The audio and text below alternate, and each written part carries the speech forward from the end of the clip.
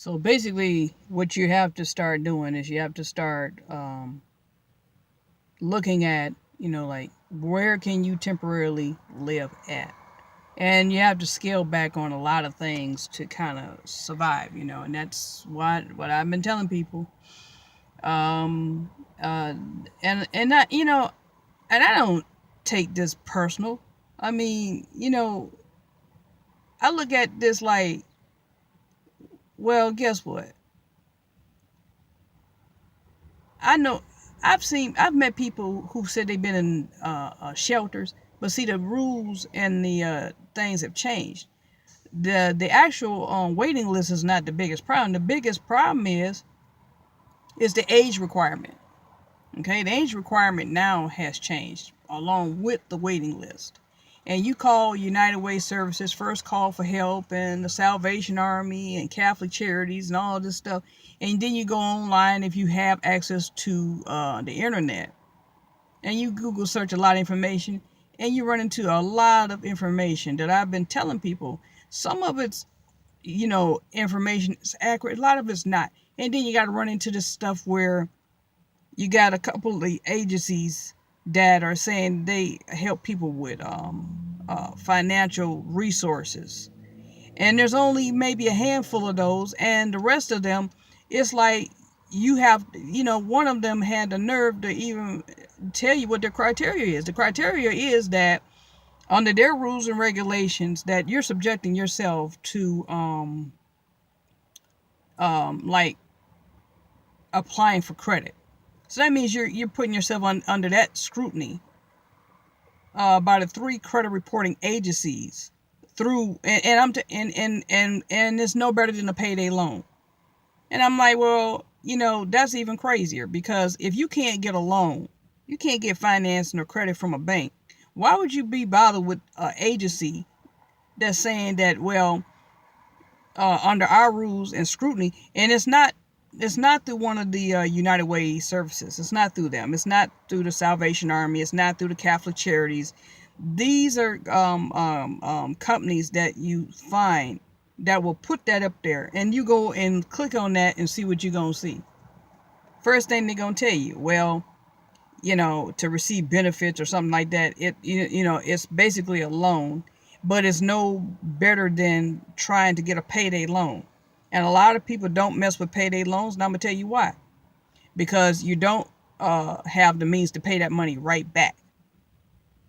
And you're putting yourself through a lot of changes to get that type of a loan in the first place, and the interest rate is totally ridiculous. I met a woman one day last year, and I did not know, but I found out that some of the rules have changed with these so-called payday loans, or same thing for title loans and all this stuff, or loans against your vehicle. Don't do it, because I met a woman who went and got a payday loan to pay, I don't know whether it was her rent or a car note or whatever it was, and she wound up losing. She wound up losing her car. She wound up, I guess she wound up being, in a situation where she couldn't pay where she was living at. And what they do is, since you have to have your identification with you when you go in to apply for those types of loans. Well, first of all, they know your date of birth, they know your social security number, and they make it very, very hard if you don't pay that money back. If you can't pay it back, you're in a world of trouble, because they will go after everything that you don't have. So she was in a very bad situation, and I met her one day at the post office. I don't know what her name was, but she was telling me that they were sticking it to her pretty good, because she went to them to go and get a payday loan, and she was not able to pay it back. And I'm understandably, I understand why she went that route to get that type of loan, but she wound up losing both ways. So, and that is not an option that I would consider in the first place, because what I read, it ain't good. And I'm gonna tell you this, like I said, if your credit is bad, You got a bad credit, bankruptcy. Um, it's not. It just is not. It would not behoove you to do it.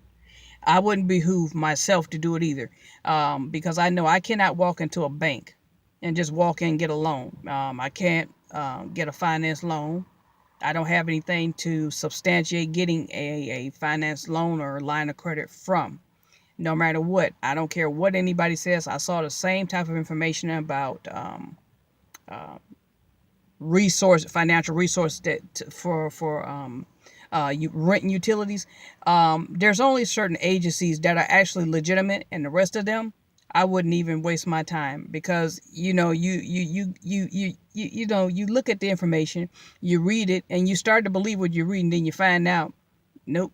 So one of those was one of the agencies I put on the Google search on one of my WordPress blogs, because some people said it was a scam, and a lot of people felt that they were victimized, and they call it what it is. It's a fraud. It's a scam, and it's the worst type of fraud and scam that anybody can put themselves through and wind up on the wrong end of the stick.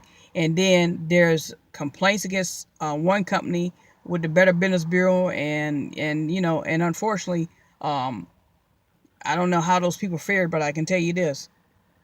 Um, that makes that company look bad, and it makes their reputation look bad, and it makes people vulnerable to believing that information out there. So don't go for that information. There's only certain agencies legitimately, and it's on a first come, first served basis, and that's basically it.